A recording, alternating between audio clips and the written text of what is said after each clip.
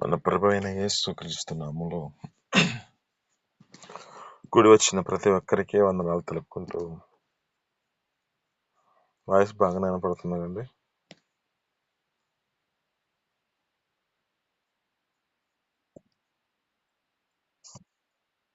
Okay అండి.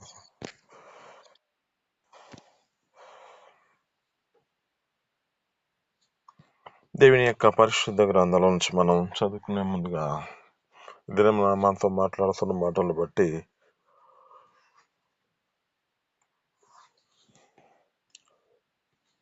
ఉపవాసం యొక్క ప్రత్యేకత ఏమిటో మనం జ్ఞాపకం చేసుకుందాం. ఆ శక్తిలో మన జీవితాలు నిర్లక్ష్యపరుచుకుంటూ కొన్ని మంది ఉపవాసం ఉండకుండా తమ జీవితాలు నడిపించబడుతూ తమ స్థితిని బట్టి ఉంటూ ఉంటారు. అదే దినమున మనతో మాట్లాడుతున్న మాటలు మనం చాలా జాగ్రత్తగా గమనించుకుందాం.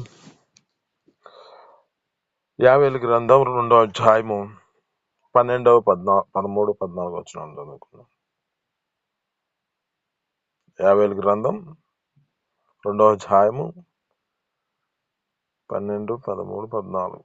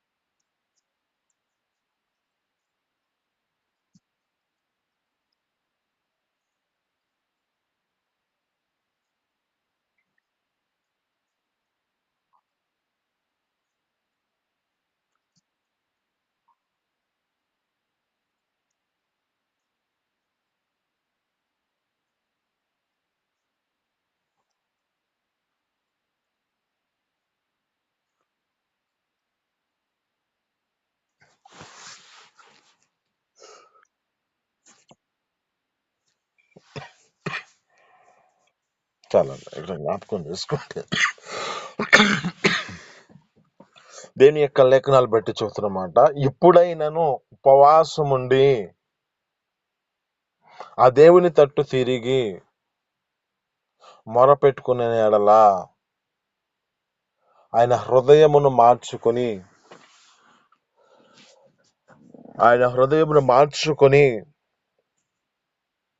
చేయవలసిన కీడుని ఆపివేసి ప్రత్యాపడి ఆ హృదయము కరుణామూర్తి కలిగిన వాడు కనుక, వాత్సల్య పూర్ణుడు కనుక ఆయన మనల మీద కనికరించి మనల్ని దీవిస్తూ ఉంటాడని చూస్తాం. అంటే ఇక్కడ ఉంటున్న మాటలో మనం జ్ఞాపకం చేసుకుంటే, ఉపవాసము మన జీవితాలలో ఉంటే ఇప్పుడైనా, అంటే మనిషి ఏమనుకుంటూ ఉంటాడంటే, మనిషి జీవితంలో ఏదో ఒక సమస్య చేత తమ జీవితాలు నడిపించబడుతూ కొనసాగించబడుతూ తమ జీవితాలు ఇంతేలే అనే పరిస్థితిలో ఉండొచ్చు. కానీ ఇక్కడ అంటున్నమాట ఇప్పుడైనా. ఈ ఏవేల గ్రంథంలోనే జ్ఞాపకం చేసుకుంటే ఏమంటాడంటే, ఒక పెనిమిటి పోయిన ఒక భార్య ఏ విధంగా కన్నీళ్లు విడుస్తుందో అలాగ ప్రాలాపించండి, మీరు ఏడవండి అని లేఖనాలు సెలవిస్తూ ఉంటాయి.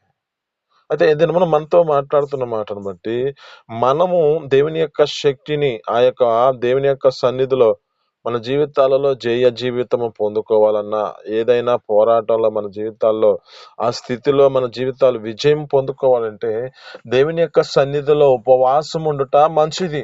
ఇక్కడ అంటున్న మాటను బట్టి జ్ఞాపకం చేసుకుంటే ఆయన చేయవలసిన కీడుని మానివేస్తాడు.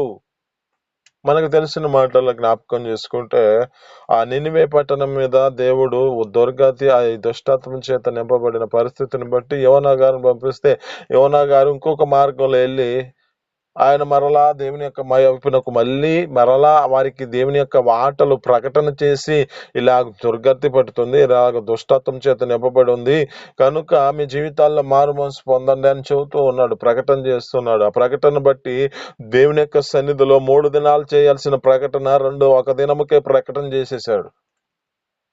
ఈ ప్రకటన విన్న వారు ఏం చేశారు? రాజు సైతము సింహాసనాన్ని విడిచిపెట్టాడంట. బూడిద రాచుకొని, గోన పట్టు కట్టుకొని దేవుని సన్నిధిలో ఉపవాసం ఉంటున్నాడు. ఆయన ఇంకా ఏం చేశాడంటే చాటించాడంట. అక్కడున్న ప్రాంత ప్రజలందరికీ ప్రకటన చేశాడు, చాటింపు చేశాడు. ఎవరైనాను ఈ యొక్క దేవుని యొక్క సన్నిధిలో ప్రార్థన చేయాలి కనుక ప్రతి ఒక్కరు ఎవరైనాను వారికున్న గొర్రెలకి, ఆ యొక్క పశువులకి మేత కూడా వేయకూడదన్నాడు. నీరు కూడా తాగకూడదన్నాడు. ఈ పరిస్థితిని జ్ఞాపకం చేసుకుంటే వారి జీవితాల్లో ఏం చేస్తున్నారంటే దేవుని యొక్క సన్నిధిలో ప్రార్థన చేస్తూ ఉన్నారు, దేవుని యొక్క సన్నిధిలో వేడుకుంటూ ఉన్నారు. ఈ లేఖనాలు బట్టి చెబుతున్న మాటల్లో జ్ఞాపకం చేసుకుంటే ఈ యొక్క యవనా గారు ఏం చెబుతున్నాడంటే, యవనా గారి యొక్క స్థితి గమనించి, అంటే దేవుని గురించి ఆ యొక్క వ్యక్తికి తెలుసు కనుక అక్కడ పరిస్థితి అంతా కనుమరుగైపోతుంది. నేను ప్రకటన చేసిన తర్వాత దేవుడు వారి హృదయాలు దేవుని సన్నిధిలో హృదయాన్ని చింపుకుంటే, ఇక్కడ అంటున్నమాట, మీ హృదయములను దేవుని సన్నిధిలో చింపుకోండి అంటున్నాడు. అంటే అంతగా వేడుకుంటే దేవుడు గొప్ప కార్యాలు జరిగించగలిగిన దేవుడు మన దేవుడు. ఆమేన్, హల్లెలూయా.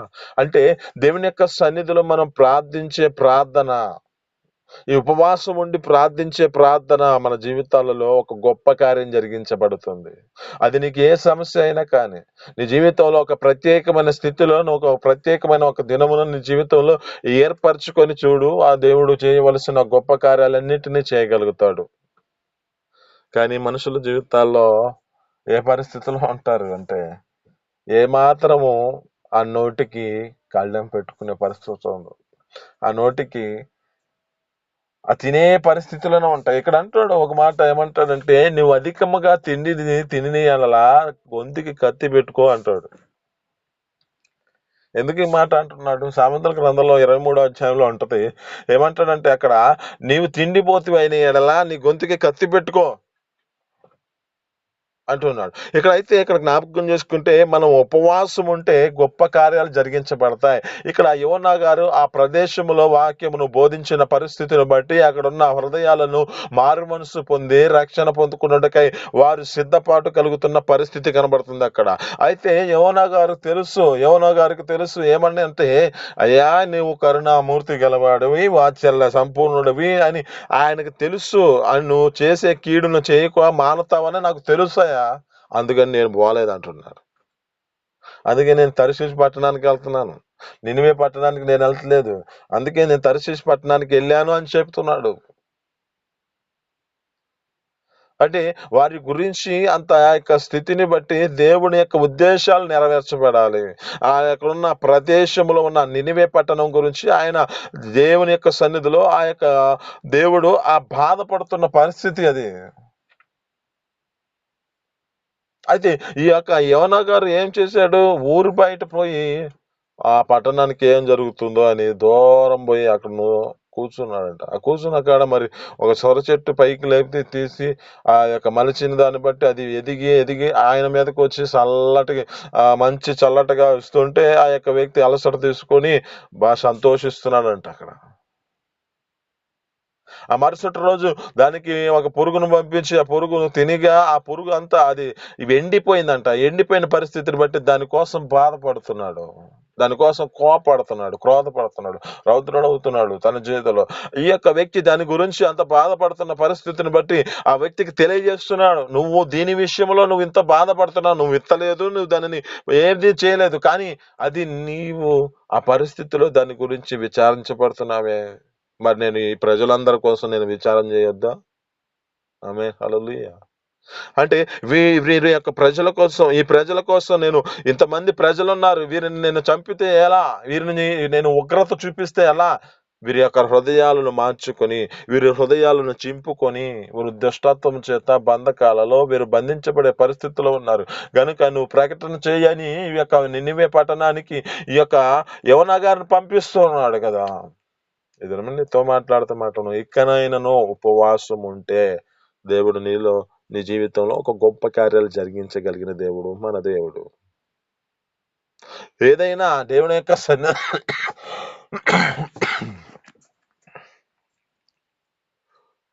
మనం చదువుకుందాం. మార్కు సువార్త 9వ అధ్యాయం 29వ వచనంలో మనం చదువుకుందామండి.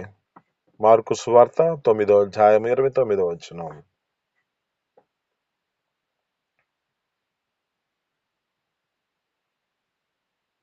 త్వరగా చదవనండి.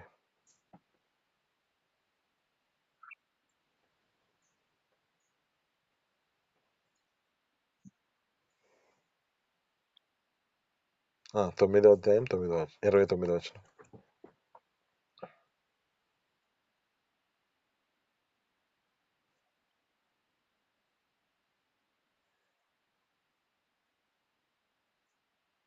ఆమేన్. హల్లెలూయా. ఇక్కడున్న మాటలో జ్ఞాపకం చేసుకుంటే అక్కడున్న పరిస్థితి ఎలాంటిదంటే, అక్కడ ఒక మనిషికి స్వస్థతనివ్వడానికి తన శిష్యులు ఎంతో ప్రయాసపడ్డారంట. ఎంత పరిస్థితి కలిగినా అక్కడున్న పరిస్థితిలో వారు స్వస్థత పరచలేదు.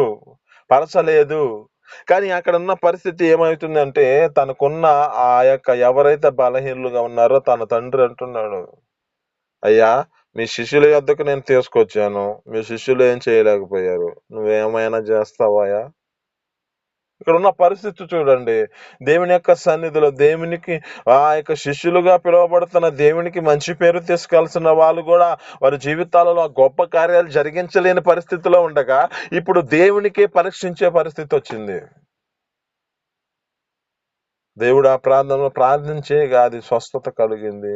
సంపూర్ణముగా గొప్ప కార్యం జరిగించబడింది. అయితే ఇక్కడ అంటున్నాడు, ఆ శిష్యులు అడుగుతున్న పరిస్థితిని బట్టి, "ఏందయ్యా మేము చేసినప్పుడు ఇది రాలేదు" అంటుంటే, అక్కడున్న పరిస్థితిని జ్ఞాపకం చేసుకుంటే, ఏ విధమైన స్థితిలో ఇవి ఒట్టిగా సాధ్యం కావు. ఇది ప్రార్థన వలనే సాధ్యము. నీవు దేవుని యొక్క సన్నిధిలో ప్రార్థించుట నేర్చుకో. ప్రార్థన వలన నీకు గొప్ప కార్యాలు జరిగించబడతాయి. ఇక్కడ అంటున్నమాట, ఇకనైనను ఇప్పుడైనను నువ్వు ఉపవాసం ఉండి ప్రార్థించి ఆయన సన్నిధిలో వేడుకో. ఆయన కరుణా వాత్సల్య పూర్ణుడై ఉన్నాడు కనుక నీవు ఆయన వైపు మనసు తిప్పుకొని నీ జీవితంలో నీ హృదయాన్ని సింపుకో. దేవుడు చేయవలసిన కీడులు చేయక ప్రత్యాపపడి నీకు మేలులు దీవెనలతో నింపుతాడేమో.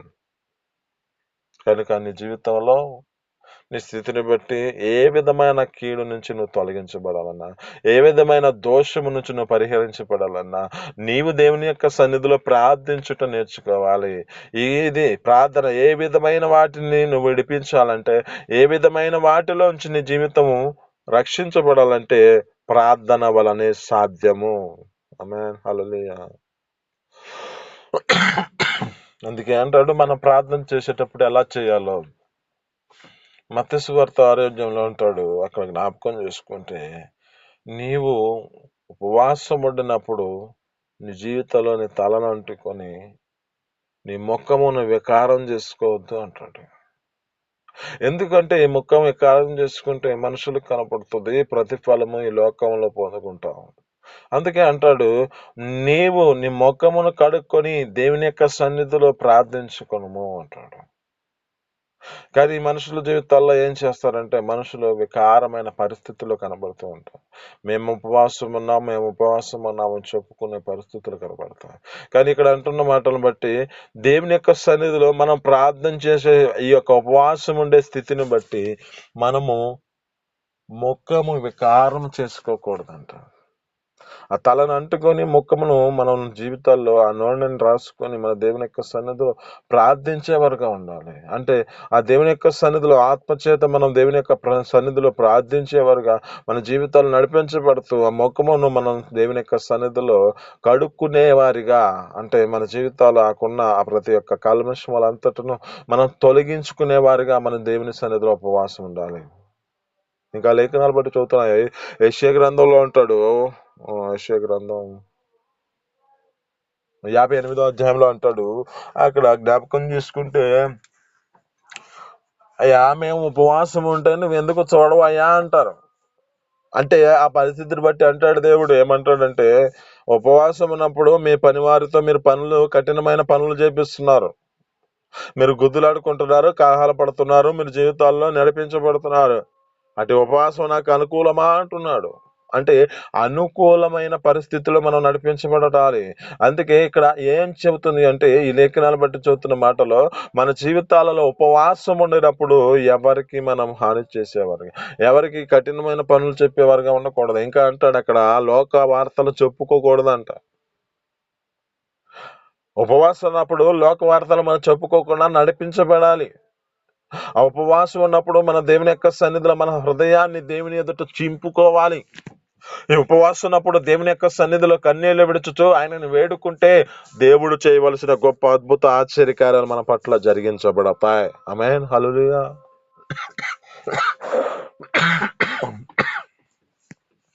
అందుకే కదా ఇక్కడ ఉన్న పరిస్థితిని జ్ఞాపకం చేసుకుంటే, వారు రాజు సైతము సింహాసనాన్ని విడిచిపెట్టి గోన పట్ట కట్టుకొని బూడిద రాసుకొని దేవుని యొక్క సన్నిధిలో వేడుకుంటూ ఉన్నాడు. ఎలాంటి అధికారం ఉన్నా, ఏ స్థితిలో ఉన్నా ఆ పరిస్థితిని గుర్తు చేసుకోకుండా తన్ను తాను తగ్గించుకొని దేవుని ఎదుటకు వచ్చి దేవుని యొక్క సన్నిధిలో వేడుకుంటున్నాడు. ఆ దేవుని యొక్క సన్నిధిలో అది తగ్గింపు జీవితాన్ని కలిగినట్టుగా సాదృశ్యంగా కనబడుతుంది. కనుక మన జీవితాలలో ఏం చేయాలి అంటే, ఉపవాసం ఉన్నప్పుడు దేవుని యొక్క సన్నిధిలో అధికముగా దేవుని యొక్క వాక్యమును చదువుతూ ఆ ప్రార్థనలో గడుపుట, ఆత్మ సంబంధ విషయాల్లో మనసును కేంద్రీకరించుట, ఆ పరిశుద్ధ ఆత్మతో నింపబడుట మనకి మంచిది. ఒకటి, మన జీవితాల్లో వాక్యాన్ని ధ్యానించుకోవాలి. 2, ఎక్కువగా ఆ ఒంటరిగా దేవుని యొక్క సన్నిధిలో ప్రార్థిస్తూ దేవునిని వేడుకోవాలి. 3, మనం ఆత్మ సంబంధమైన విషయాలలో కేంద్రీకరించాలి. అయ్యా, నా జీవితంలో పరిశుద్ధతను కావాలి, నా జీవితంలో నీ పరిశుద్ధ ఆత్మ కావాలి, నా తండ్రి నా జీవితంలో నీ యొక్క ఆత్మీయ వరముల చేత నన్ను నడిపించబడాలి అని దేవుని సన్నిధిలో వేడుకోవాలి. ఆ యొక్క దేవుని యొక్క సన్నిధిలో మన జీవితాల్లో ఆ పరిశుద్ధాత్మ చేత మనం నింపబడే వాళ్ళగా, ఆ పరిశుద్ధాత్మను అడుగుతూ ఉంటే ఆయన అంటాడు కదా, అడిగిన వారికి కొలత లేని ఆత్మను అనుగ్రహించగలిగిన దేవుడు మన దేవుడు. అడుగుట నీకు చేతమైతే సమస్తం ఇయ్యగలిగిన దేవుడికి సాధ్యమే ప్రతిదీ. ఇదే దినం నమ్మితో మాట్లాడుతున్న మాటలను బట్టి మన దేవుని యొక్క సన్నిధిలో ఉపవాసం ఉండుట మంచిది. ఉపవాసం ఉండటం మంచిది. ఉపవాసం ఉండటం వలన అనేకమైన గొప్ప అద్భుత ఆశ్చర్యకాలు జరిగించబడతాయి. దేవుని యొక్క లేఖనాలు బట్టి చదువుతున్న మాటలను బట్టి మన జీవితాలలో ఉపవాసం చేత మన జీవితాలు ఆయాసపరుచుకుంటూ, ఉపవాసం చేత దేవుని యొక్క సన్నిధిలో వేడుకుంటే ఆ గొప్ప అద్భుత ఆశ్చర్యకార్యాలు జరిగించగలిగిన దేవుడు మన దేవుడు. కనుక అక్కడున్న పరిస్థితి అంతా కనుమరుగైపోయింది. యోనా గారి ఆ నినివే పట్టణం అంతా చేయవలసిన కీడును మానివేసి వారి జీవితాల్లో ప్రత్యేకపడి ఆ యొక్క దేవుడు ప్రత్యేకపడి వీరికి కీడు చేయకూడదు అని దేవుడు ఉద్దేశించి వారిని బ్రతికింప చేయడానికి కారణమవుతుంది కదా. నీ జీవితంలో కూడా దేవుడు గొప్ప అద్భుతాన్ని జరిగించగలి కదా. నీవు దేవుని యొక్క సన్నిధిలో వేడుకున్నట్లు నీకు ప్రత్యేకమైన నీ జీవితంలో నీవే నీ జీవితంలో ఏర్పరచుకో. తినలేని పరిస్థితుల్లో నీ జీవితంలో ఎక్కువగా తినే పరిస్థితి ఉన్నా నీకు జీవితంలో ఉండలేని పరిస్థితులు ఉంటే నీ జీవితంలో కొంత సమయాన్నైనా దేవుని సన్నిధిలో వేడుకుంటే నీ జీవితంలో ఈ కొద్ది సమయం నీ సన్నిధిలో ప్రార్థన చేస్తాను, ఈ కొద్ది సమయంలో నేను అయితే నీ సన్నిధిలో అయ్యా నేను తినగలుగున్నా, అయ్యా ఉపవాసం ఉండి నేను ప్రార్థన చేస్తానని దేవుని సన్నిధిలో వేడుకో. దేవుడు నీ యొక్క సామర్థ్యత కొల్ల దేవుడు నీకు చేయవలసిన కార్యాలన్నిటిని చేయగలుగుతాడు. ఇదే నీతో మాట్లాడుతున్న మాటను బట్టి ఉపవాసం ఉండట మన జీవితాలలో మంచిది. ఈ ఉపవాసంలో అనేక మంది జీవితాలలో గొప్ప గొప్ప కార్యాలు అన్నీ జరిగించబడ్డాయి. మనకు తెలిసిన మాటలు జ్ఞాపకం చేసుకుంటే, ఎస్తేరు ప్రార్థించిన ప్రార్థన బట్టి అక్కడున్న పరిస్థితి అంతా కనుమరుగైపోయింది. అక్కడున్న యూదులందరిని చంపాలని ఆలోచన కలిగిన హామాను ఏదైతే సిద్ధపరచుకున్నాడో, ఏవైతే ఉరి సిద్ధపరచుకున్నాడో, అందుకే అంటాడు తాను తీసిన గుంటలో తాను పడతాడని. అలాగే ఈ యొక్క హామాను గారి పరిస్థితి ఏ పరిస్థితికి వచ్చిందంటే, తను చేసిన ఒక ఉరి కొయ్య అది ఎవరి కోసం చేశాడంటే మొర్దెకై కోసం చేశాడు. లాస్ట్ కి ఆ ఉరి కొయ్య మీద ఈ హామానే ఉరి తీయబడే పరిస్థితి తీసుకొచ్చుకున్నాడు. ఎలా అంటే ఉపవాసము ఉండటం వలన సాధ్యపరచబడింది. ఈ యూతుల కొరకు ఆ యొక్క ఎస్తేరు గారు తనకున్న ఆ పనిగత్తల చేత వీరు ఉపవాసం ఉండి ప్రార్థించి రాజు ఎదుటికెళ్ళింది కనుక ఒక గొప్ప కార్యం జరిగించబడింది. నువ్వు దేవుని యొక్క సన్నిధిలో ఉపవాసం ఉండటం నేర్చుకో. దేవుడు చేయవలసిన గొప్ప అద్భుతాలను ఏవైతే నీ పట్ల ఎదురున్నాయో, నీవు ఈ సమస్య నుంచి నేను విడిపించలేను, ఈ సమస్య నుంచి నన్ను తప్పించేవారు ఎవరు లేరని నువ్వు దేవుని సన్నిధిలో నీ పరిస్థితిని బట్టి కృంగిపోతున్న జీవితంలో ఉన్నావేమో, ఇది నువ్వు నీతో మాట్లాడుతున్న మాట. నువ్వు ప్రత్యేకమైన ఒక ఉపవాసమును చాటించుకొని నువ్వు ప్రార్థించు. దేవుడు చేయవలసిన గొప్ప ఆ ఆశ్చర్యకార్యాలన్నింటినీ, జరిగించవలసిన వాటిని తారుమారు చేసి నీ జీవితంలో గొప్ప అద్భుతాలను జరిగించగలుగుతాడు. నీవు దేవుని యొక్క సన్నిధిలో స్తుతించడం నేర్చుకో. నీకున్న ఆ స్థితిగతులన్నింటినీ మార్చగలిగిన దేవుడు నిన్ను గొప్పగా నిన్ను నిలబెట్టగలిగిన దేవుడిగా కనబడుతున్నాడు. దావీదు గారి జీవితంలో చేసిన పని అదే. దావీదు గారు స్తుతిస్తున్నాడు. ఎన్ని పరిస్థితులు వచ్చినా, తన జీవితంలో కృంగిపోయిన జీవితాలు కలిగి ఉన్న దేవుని సన్నిధిలో వేడుకున్నాడు కనుకనే పెంట కుప్పల యొద్ద నివాసము కలిగిన వ్యక్తి రాజుగా అభిషేకించబడ్డాడు. సింహాసనం మీద కూర్చొని ఆసీనుడు ఆ యొక్క ప్రాంతంలో, ఆ ప్రదేశంలో పరిపాలిస్తున్న వాడుగా మార్చబడ్డాడు. రాజుగా యొక్క వ్యక్తి స్తుతుల ద్వారా దుర్గములు స్థాపించగలిగింది. స్తుతుల ద్వారా గొప్ప అద్భుతాలను జరిగించగలిగిన దేవుడు మన పట్ల ఉన్నాడు కనుక మనము దేవుని యొక్క సన్నిధిలో మన జీవితాలను మార్చుకుంటూ దేవుని యొక్క సన్నిధిలో అప్పగించుకుందాం. ఈ మాటలు మీ వినికిడిలో దీవించి ఫలించును గాక. ఆమేన్. చిన్ని ప్రార్థన. పరిశుద్ధుడా, జీవాధిపతి, ఆశ్చర్యకర, మహోన్నతుడానికి స్తోత్రాలు తండ్రి. మీ అపారమైన ప్రేమ చేత ఈ యొక్క నా తండ్రి ఉదయకాల సన్నిధిలో తండ్రి మాట్లాడిన మాటలు బట్టి నేను స్తోత్రాలు అయ్యా. ఉపవాసం ఉండటం తండ్రి, ఉపవాసంలో ఉన్న శక్తిని పొందుకునే కృపను మాకు దయచేయండి. ఆత్మాయితంగా జీవితాల్లో ఎదుగుతూ అయ్యా అనేకమైన పోరాటాల్లో మా జీవితాల్లో ఉంటూ ఉన్నాయి. ఆ పోరాటాల్లో మేము జయం పొందుకోవాలంటే నీ సన్నిధిలో మేము నా తండ్రి ప్రత్యేకమైన అయా పరిశుద్ధమైన మా జీవితాల్లో నా తండ్రి నీ సన్నిధిలో ఉపవాసం ఉండే కృపను దయచేయండి. అయా నా తండ్రి కలహాలు పడుచు, అయా నా తండ్రి కఠినమైన పనులు చేపిస్తూ, నా తండ్రి లోక వార్తలు చెప్పుకోకుండా మా జీవితాలు నడిపించబడకుండా మీరే కృప చూపించి మీ సన్నిధిలో నిలబెట్టుకుని మహిమ తెచ్చుకున్నట్లుగా సహాయం చేయండి. నిన్నవే పట్టణస్తులు ఏ విధంగా తమ జీవితాలు రాజు సైతం అయ్యా నీ సన్నిధిలో నా తండ్రి కటికి ఉపవాసం ఉన్నారు. అటు కృపను మాకు కూడా మీరు అనుగ్రహించి మీ సన్నిధిలో నిలబెట్టుకుని మహిమ తెచ్చుకోమని యేసు పరిశుద్ధ నామములో అడిగి పొందుకొని జీవిస్తున్నాను తండ్రి. ఆమేన్.